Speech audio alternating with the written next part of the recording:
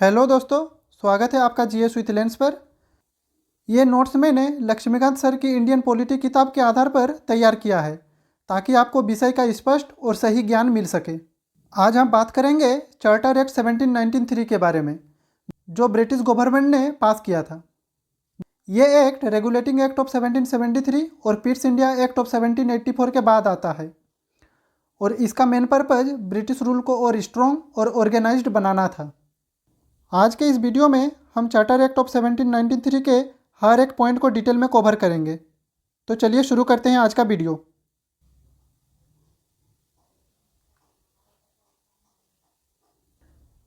तो this act extended overriding power to lord Cornwallis and it extended the overriding power of the governor general which continued for future office holders. तो act of 1786 में हमने देखा कि governor general को overriding power मिल चुकी थी और इसी पावर को चार्टर एक्ट ऑफ 1793 में कंटिन्यू रखी गई। इस एक्ट में यह भी बोला गया कि फ्यूचर गवर्नर जनरल्स भी इस पावर को यूज कर सकेंगे। तो चलिए अब समझते हैं कि इस ओवरराइडिंग पावर को क्यों कंटिन्यू रखा गया। तो ब्रिटिश गवर्नमेंट चाह रही थी कि पूरे इंडिया का एडमिनिस्ट्रेशन एक स्ट्रॉन्ग लीडर के अंडर हो। पहले अलग अलग गवर्नर जनरल्स अपनी मर्जी से काम करते थे, जो प्रॉब्लम्स क्रिएट करता था। जैसे अगर एक स्कूल प्रिंसिपल के पास पूरे स्कूल का पावर हो तो डिसिप्लिन अच्छा होगा, लेकिन अगर हर टीचर अपनी मर्जी से रूल्स बनाएंगे तो ये एक प्रॉब्लमेटिक सिचुएशन क्रिएट करेगी। तो अब बात करते हैं इस एक्ट के नेक्स्ट पॉइंट को।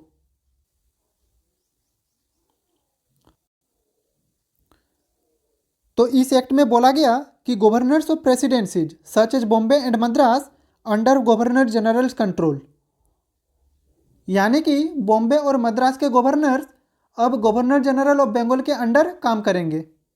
तो चलिए समझते हैं ये बदलाव क्यों लाया गया। तो पहले अलग अलग प्रेसिडेंसी इंडिपेंडेंट डिसीजन लेती थी जो पॉलिसी कॉन्फ्लिक्ट्स क्रिएट करती थी, लेकिन ब्रिटिश चाहते थे कि पूरे इंडिया का रूल एक ही तरह से हो। जैसे एक कंपनी के अलग अलग ब्रांचेस के मैनेजर्स सिर्फ चीफ एग्जीक्यूटिव ऑफिसर्स के अंडर काम करते हैं ताकि पॉलिसीज सेम हो और कन्फ्यूजन ना हो।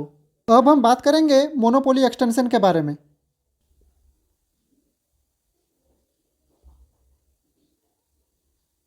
तो it extended trade monopoly of the east India company in India for 20 more years, यानी कि ईस्ट इंडिया कंपनी का ट्रेड मोनोपोली और 20 साल के लिए बढ़ा दिया गया। इस प्रोविजन को इंट्रोड्यूस किया गया था क्योंकि ब्रिटिश गवर्नमेंट चाह रही थी कि कंपनी और ज़्यादा प्रॉफिट कमा सके। अगर उस समय दूसरी कंपनीज को ट्रेड अलाउ कर देते तो कंपटीशन बढ़ जाता और प्रॉफिट्स कम हो जाते। जैसे अगर एक ही कंपनी को किसी शहर में बस सर्विस का एक्सक्लूसिव कॉन्ट्रैक्ट दे दिया जाए तो उसका प्रॉफिट फिक्स रहेगा, लेकिन अगर और कंपनीज आ गई तो कंपटीशन बढ़ जाएगा और प्रॉफिट कम हो सकती है। अब हम बात करेंगे role of commander in chief का।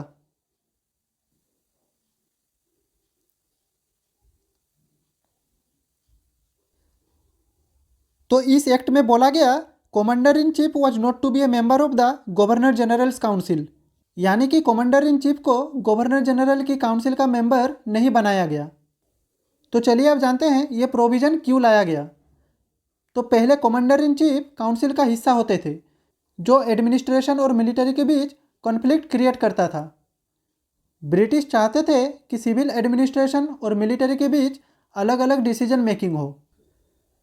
तो चलिए एक एग्जांपल लेते हैं जिससे हमें ये क्लियर होगा कि क्यों कमांडर इन चीफ को गवर्नर जनरल की काउंसिल से अलग रखा गया था।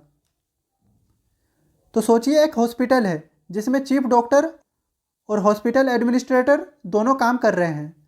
अगर चीफ डॉक्टर को हॉस्पिटल के फाइनेंशियल और एडमिनिस्ट्रेटिव डिसीजन में इंटरफेयर करने दिया जाए तो वो अपनी मेडिकल ड्यूटीज़ पे ध्यान नहीं दे पाएगा और अननेसेसरी कॉन्फ्लिक्ट्स हो सकते हैं। इसलिए दोनों रोल्स को अलग रखा जाता है, एक पेशेंट को संभालता है और दूसरा मैनेजमेंट को। बिल्कुल यही लॉजिक ब्रिटिश रूल में भी अप्लाई किया गया था। इस एक्ट के बाद गवर्नर जनरल सिविल एडमिनिस्ट्रेशन और पॉलिसीज हैंडल कर रहे थे, जबकि कमांडर इन चीफ सिर्फ मिलिट्री मैटर्स पे फोकस कर रहे थे। अब इस एक्ट का नेक्स्ट पॉइंट है फाइनेंशियल एस्पेक्ट्स।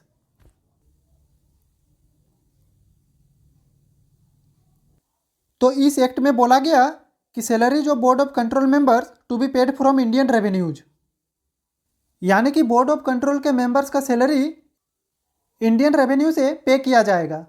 इस प्रोविज़न को इंट्रोड्यूस किया गया था क्योंकि ब्रिटिश चाहते थे कि अपने ऑफिशियल्स का पैसा इंडिया के टैक्स से मिले ताकि ब्रिटिश ट्रेजरी पर कोई बर्डन ना हो। तो चलिए एक रिलेटेबल एग्जांपल लेते हैं जो बोर्ड ऑफ कंट्रोल के मेंबर्स की सैलरी इंडियन रेवेन्यू से पे करने का कॉन्सेप्ट हमें समझने में मदद करेगा। तो सोचिए एक शॉपिंग मॉल का एक विदेशी मालिक है, लेकिन मॉल का मेंटेनेंस और स्टाफ की सैलरी मॉल के स्टोर से मिलने वाले रेंट और कस्टमर के खर्चे से कवर होती है। इससे मालिक का अपना पैसा खर्च नहीं होता, लेकिन मॉल का कंट्रोल उसके हाथ में ही रहता है। उस समय ब्रिटिश भी बिल्कुल यही कर रहे थे। बोर्ड ऑफ कंट्रोल का सैलरी ब्रिटिश ट्रेजरी से नहीं दिया जा रहा था, इंडिया के लोगों से लिए गए टैक्सेज और रेवेन्यू से ब्रिटिश ऑफिशियल्स का खर्चा चल रहा था। इससे ब्रिटिश गवर्नमेंट का बर्डन कम हो रहा था और इंडिया का एक्सप्लॉयटेशन बढ़ रहा था। तो बातों बातों में आज हम लोगों ने कवर कर लिया चार्टर एक्ट ऑफ 1793। इस एक्ट का मेन एम था ब्रिटिश रूल को और स्ट्रक्चर्ड बनाना, कंपनी का कंट्रोल बढ़ाना और इंडियन इकोनॉमी को ब्रिटिश गवर्नमेंट के इंटरेस्ट के लिए यूज करना। यह एक्ट ब्रिटिश एम्पायर के एक्सपेंशन और फ्यूचर रिफॉर्म्स का एक इम्पोर्टेंट स्टेप था। तो आज का ये वीडियो यहीं पे ख़त्म होता है। अगर आपको ये एक्सप्लेनेशन अच्छा लगा हो तो लाइक, शेयर और कमेंट जरूर करें। तो keep supporting, keep smiling and see you in the next video with a new historical act. जय हिंद, वंदे मातरम।